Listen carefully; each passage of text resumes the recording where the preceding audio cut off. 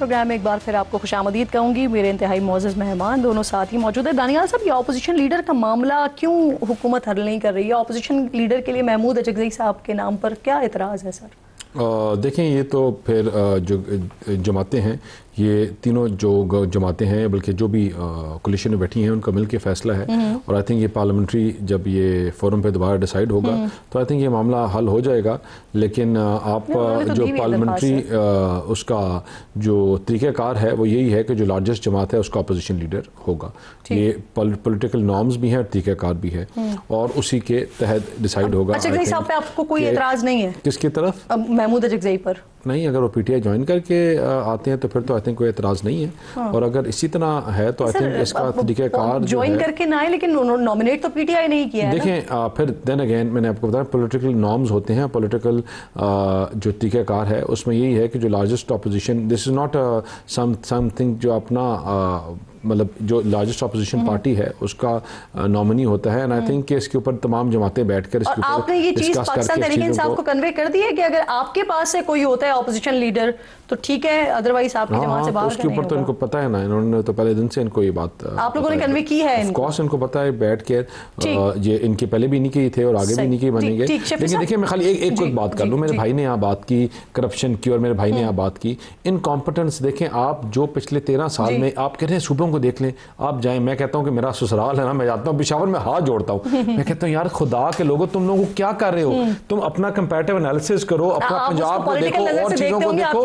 आप खाली वो सारे के मैं जाता हूं, आप पेशावर से आप 7 किलोमीटर आप बाहर निकलो, आप लॉ एंड ऑर्डर को देखो, आप इनके इंफ्रास्ट्रक्चर का प्रोजेक्ट्स देखो, आप इनकी बुरा हाल, इनकी हर चीज तबाही की तरफ निकली है। सिर्फ की वजह से आपका पीआईए ग्राउंड कर दी इन्होंने, उस जहाज को वीरान बस बना दिया। जीडीपी रेशियो की बात कर रहे हैं हम, इनको ये इनकी इनकॉम्पिटेंस की वजह से इनकी जीडीपी रेशियो जो थी एफडीआर की ग्रोथ, मेरा टॉपिक कहीं और निकल जाएगा क्योंकि फिर मुझे उनको भी मौका देना पड़ेगा ना इस बात पे बात करने के लिए। मुझे ये फरमाइए सर, मुझे फरमाइए, जो कुछ इत्तलात मिल रही हैं, कुछ खबरें आ रही हैं कि महमूद खान अचकज़ई साहब से आप लोग भी शायद खुश नहीं है और आप लोग भी ये सोच रहे हैं कि अपोजिशन लीडर का नाम तब्दील कर दिया जाए कि तहरीके तहफ़्फ़ुज़ आइन की सरबराही मौलाना साहब को सौंपी जा सके। सर देखिए, पहली बात यह है कि अचकज़ई साहब इस वक्त आपकी कौमी असम्बली में भी कोई अपोजिशन लीडर नहीं है, सेनेट में भी कोई नहीं है और पंजाब असम्बली में भी नहीं है। तो ये जो तरमीम ये कर रहे हैं तो इनकी सूरत हाल ये है कि हाउस में कोई अपोजिशन लीडर नहीं हो, तरमीम पे तरमीम करते चले जा रहे हैं।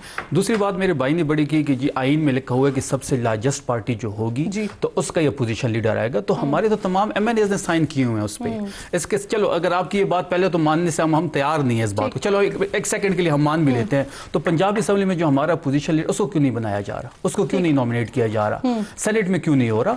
तो ये देखिए, ये जो सारी बातें हैं, और ये जहां तक आप मौलाना फजल रहमान साहब की बात कर रहे हैं, बिल्कुल हमारी एक वफद ने कल मुलाकात की, लेकिन ऐसी कोई बात भी ऑन द कार्ड्स नहीं है। महमूद खान अचकज़ई साहब जो हैं वो इमरान खान के नॉमिनेटेड हैं, पाकिस्तान तहरीक इंसाफ उसको बैक करेगी और इंशाल्लाह हम महमूद खान अचकज़ई के साथ करें। और वो इस सर, मौलाना साहब का मसला जो है वो बेसिकली आप लोगों के साथ है नहीं, वो एक अलग बात है कि वो मैंडेट के हवाले से बात करते हैं, लेकिन जो बेसिक फिलहाल मौजूदा हालात में जो रीजन था वो साबिक वज़ीर आला थे, उनकी तब्दीली हो गई। तो क्या ये कहीं पॉसिबिलिटी है कि मौजूदा सूबाई हुकूमत मौलाना साहब को अपोजिशन इत्तेहाद के लिए खुले दिल से कबूल करेगी, तस्लीम करेगी? नहीं, देखिए ऐसा कुछ चीज़ है नहीं ऑन कार्ड्स। हम महमूद खान अचकज़ई के साथ खड़े हैं एज अपोजिशन लीडर और वही इसको लीड करेंगे। जो हमारी तहरीक होगी, तहरीक इंसाफ उसको बैक करेगी। और जहाँ तक मेरे भाई ने पेशावर की बात की और वहाँ पे करप्शन की बात की, तो इनकी जहनीत में रोड्स हैं, पुल हैं, और खान साहब के आए हॉस्पिटल में चलते हैं, LRH में भी चलते हैं, हम आपको दिखाते हैं। अगर पंजाब से वो बेहतर ना हुआ, आप अपना कैमरा लेके आए। हमने जो सेहत कार्ड वहां पर दिया, जो इनकलाब परवा किया हमने सेहत में, इसके साथ चलते हैं। हम एजुकेशन में भी चलते हैं। वक्त बिल्कुल खत्म हो रहा है। चलिए एक और शो रख लें जी, फैक्ट्स और फिगर के साथ। एक खत भी लिखा हुआ है सर, खत तो लिखा हुआ है, वो तो खत तो हमने प्राइम मिनिस्टर को भी लिखा है, जी मरीम नवाज साहब को भी लिखा है, जिसमें जो इमरान खान की बहनों के साथ जो किया गया उसका शिकवा किया है। क्या जवाब आप एक्सपेक्ट कर रहे हैं रहे हैं, क्या जवाब आएगा वज़ीर आला की तरफ से? वज़ीर आज़म के इख्तियार में नहीं है तो वज़ीर आला के इख्तियार में कहाँ होगा, वो अपनी सीट बेचारी हारी हुई है। हम तो अपनी कानूनी और आईनी जो जितने भी हमारे ऑप्शन है हम वो सारे यूटिलाइज करेंगे। कल को कोई ये ना कहे कि आपने ये रास्ता इख्तियार नहीं किया या आपने इसको खत नहीं लिखा। हमने चीफ जस्टिस को 3 दफा कॉल्स किया है, 1 दफा खत लिखा है, पंजाब गवर्नमेंट को खत लिखा है, शहबाज शरीफ को कह दिया है, वज़ीर आला को कह दिया है, कहीं हमारी सुनवाई नहीं हो रही है। कॉल दी जा रही है, लेकिन एक्ट है जो मैंने लेकिन ये सवाल बड़ा इंपॉर्टेंट है, वो अदालत की तरफ से आप लोगों के पास हुक्म ये नहीं मानते, मुलाकात से क्या हो जाएगा ना, वज़ीर आला की मुलाकात होने देते हैं ना, बहनों की मुलाकात होने देते हैं, और फिर जो सुलूक किया जाता है। पीसफुल एंड प्रोटेक्शन एक्ट जो है ना वो कहता है कि आपको ये नहीं हो सकता कि पाकिस्तान में लॉलेसनेस हो। जहां धरना देना है, अगर आपने एहतजाज करना है तो आप कहां करेंगे, जगह का तयन है, ये नहीं है आप रोड बंद कर सकते हैं। मेरे हल्के के मेरे अपने सपोर्टर्स रोड बंद करते हैं, आप रोड बंद करते हैं, आप मुलाकात करवा देते, उसी दिन धरना होता ना रोड ब्लॉक होता, आप मुलाकात करवाते नहीं है तो रोड भी। अगर बात बड़ी सिंपल है, बात बड़ी सिंपल है, दानियाल साहब को भी मशवरा है, अगर ये मुलाकात नहीं तो हम रोड भी बंद करेंगे, एहतजाज भी करेंगे, जल्द से जलूस। बहनों की मुलाकात होनी चाहिए, इसके ऊपर तो फिर करवाए ना, या तो ये कह दे कि हमारे इख्तियार में, उसके बाद सर फिर आप लोगों के लिए और इसी में, क्योंकि आज दोनों मौजूद मेहमान स्टूडियो में साथ मौजूद हैं, तो इस दुबई एयर शो में भारतीय तैयारा तेजस गिरकर तबाह हो गया है और इस अफसोस नाक हादसे में पायलट भी अपनी जान बचाने में नाकाम रहा है। लेकिन नाज़रीन, इस अफसोसनाक हादसे ने ना भारतीय दिफाई नाअहली, नाक़िस फ्लाइंग ट्रेनिंग और करप्ट दिफाई मुआहदों का पोल फिर से खोल कर रख दिया है, और साथ ही मोदी जी के झूठे भरम को भी उन्होंने ज़मीन बोस कर दिया है। वतुइज़्ज़ु मन तशा वतुज़िल्लु मन तशा बियदिकल खैर इन्नका अला कुल्लि शैइन क़दीर, और बेशक अल्लाह रब्बिल जलाल पर जिसे चाहे इज़्ज़त दे और जिसे चाहे ज़िल्लत दे। मई में पाकिस्तान के हाथों 7 तैयारे गिरने से मोदी का जो सारा गुरूर और घमंड है वो खाक में मिल गया था। इसके बाद से मौका बेमौका भारतीय तैयारे उड़ते उड़ते ज़मीन पर आ पड़ते हैं। हालात ये हो चुके हैं कि भारतीय तैयारे पाकिस्तानी फाइटर जेट्स की मौजूदगी के खौफ से तेल लीक करना शुरू कर देते हैं। अभी 2 दिन पहले ही दुबई एयर शो में भारत को अपने लड़ाका तैयारे तेजस के ऑयल टैंकर लीक होने की शर्मिंदगी का सामना करना पड़ा था, और आज इसी दुबई एयर शो में इसी बेड़े का तेजस तैयारा करतब दिखाते हुए ज़मीन पर आ गिरा। 2 साल से भी ना कम अरसे में तेजस तैयारे का यह दूसरा हादसा है, और यहाँ आपको मेड इन इंडिया तेजस तैयारे से मुतालिक भी बता देते हैं कि तेजस को हिंदुस्तान एरोनॉटिक्स लिमिटेड तैयार करती है। इसको 4.5 जनरेशन का तैयारा करार दिया जाता है, और जनरेशन के एतबार से इसे फ्रांसीसी फाइटर जेट राफेल के हम पल्ला कहा जाता है। ये वही फाइटर जेट है, ये वही लड़ाका तैयारे हैं जिन्होंने 2 महीने पहले ही भारतीय फ़ज़ाइया के उड़ते हुए ताबूत MiG-21 की रिटायरमेंट के बाद उनकी जगह ली थी। लेकिन लगता अब ये है कि MiG-21 की तरह तेजस भी उड़ते हुए ताबूत ही हैं। पिछले 2 सालों के दौरान अब तक 2 तेजस तैयारे किसी लड़ाई में नहीं बल्कि मश्क के दौरान या फिर नुमाइश के दौरान तबाह हुए हैं।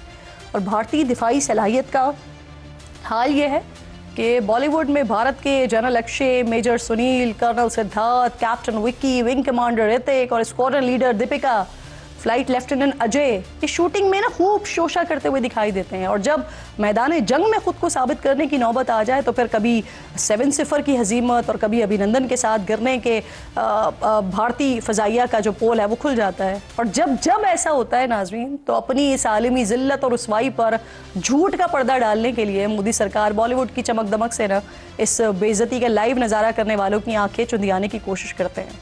जैसा कि अभी 3 महीने पहले ही भारत की ऐसी ही एक भोंडी कोशिश का राज फ्रांसीसी न्यूज़ एजेंसी ने फोड़ा था और बताया था कि भारतीय फिल्म इंडस्ट्री ऑपरेशन सिंदूर पर फिल्मी झूठ की तैयारी और झूठ के सहारे पर हुब्बुल वतनी बेचने की कोशिश कर रही है। रिपोर्ट में राज फाश किया गया था कि बॉलीवुड प्रोड्यूसर्स ऐसे फिल्मी इनाम के हुकूक महफूज करवा रहे हैं जिनमें मिशन सिंदूर हो गया, सिंदूर ऑपरेशन हो गया, सिंदूर, द रिवेंज और द पहलगाम टेरर शामिल है। वैसे ऐसी सूरत हाल में मोदी करे भी तो क्या करे, जब आप बातें बड़ी बड़ी करेंगे और काम के वक्त यही बातें फिर आपके गले पड़ जाएंगी ना, तो फिर फिल्में और प्रोपेगेंडा करके ही खुद को तसल्ली दी जा सकती है कि ऑल इज़ वेल। लेकिन झूठ ये छुपाई नहीं छुपता है, और जब अमेरिकी सदर डोनाल्ड ट्रंप जैसा आलमी लीडर बार बार आपको बेइज्जती याद दिलाए आपकी और दर्जनों बार 7-0 का जिक्र घुमा घुमा कर लेकर आए, तो फिर फिल्मी सहारा और सितारों की चमक दमक भी किसी काम की नहीं होती है। पिछले 5 महीनों के दौरान नाज़रीन ऐसी मुतादिद रिपोर्ट्स के बाद अब कल ही अमरीकी सरकारी कमीशन की एक रिपोर्ट भी सामने आई है, जिसमें कहा गया है कि पाकिस्तान ने भारतीय फ़ज़ाइया के फ्रांसीसी साख्ता राफ़ेल तैयारों को चीनी हथियारों की मदद से मार गिराया है। दिलचस्प बात यहाँ पर यह भी है कि इस अमरीकी रिपोर्ट पर भारतीय हुकूमत जो सिंदूर 2 की रट लगा रही थी, इसको सांप सूंघ गया है और मोदी सरकार की इस खामोशी पर अपोजिशन ने बड़ा शोर मचाकर पूरा भारत सर पर उठा लिया है। सर पर उठाने से वैसे मुझे याद आया कि पिछले 30 सालों के दौरान भारतीय फ़ज़ाइया को 550 से ज़ायद हादसात का सामना करना पड़ा है। इंटरनेशनल रिपोर्ट्स के मुताबिक इन 30 सालों में 550 भारतीय लड़ाका तैयारे हवा में उड़ने के बजाय ज़मीन पर नाक रगड़ते हुए तबाह हुए हैं। सिर्फ पिछले कुछ सालों के वाक़यात गिनवा दूँ ना अगर आपको, तो 23 फरवरी 2020 को MiG-29 तैयारा गोवा के साहिल पर गिरा। 17 मार्च 2021 को MiG-21 तैयारा ज़मीन पर आ गिरा। 29 जुलाई 2022 को MiG-21 राजस्थान में क्रैश हुआ। इसके बाद 29 जनवरी 2023 को दिल्ली की फ़ज़ाओं में सुखोई Su-30 और मिराज 2000 लड़ाका तैयारे आपस में टकरा गए। इस वाक़े के 4 महीने बाद 8 मई को राजस्थान के इलाके में MiG-21 तैयारा गिरकर तबाह हुआ। फिर पिछले साल यानी 2024 के तीसरे महीने की 12 तारीख को मेड इन इंडिया तेजस राजस्थान में गिर पड़ा।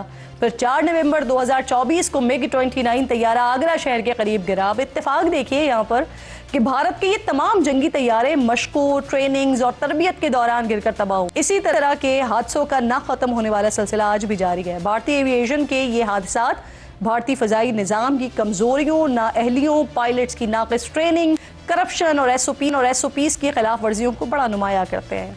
ऐसे में बस यही कहना चाहूँगी कि चलाना नहीं आता तो उड़ाते क्यों? और उड़ाने से याद आया कि भारतीय बॉलर बुमराह, इनको याद दिला दूं, पिछले महीने पाकिस्तान के खिलाफ मैच में वो जो तैयारा गिरने का इशारा कर रहे थे, वो यही वाला तैयारा था जो आज गिरा है। तो जाइए जाकर अपना मलबा और बेइज्जती समेट लीजिए।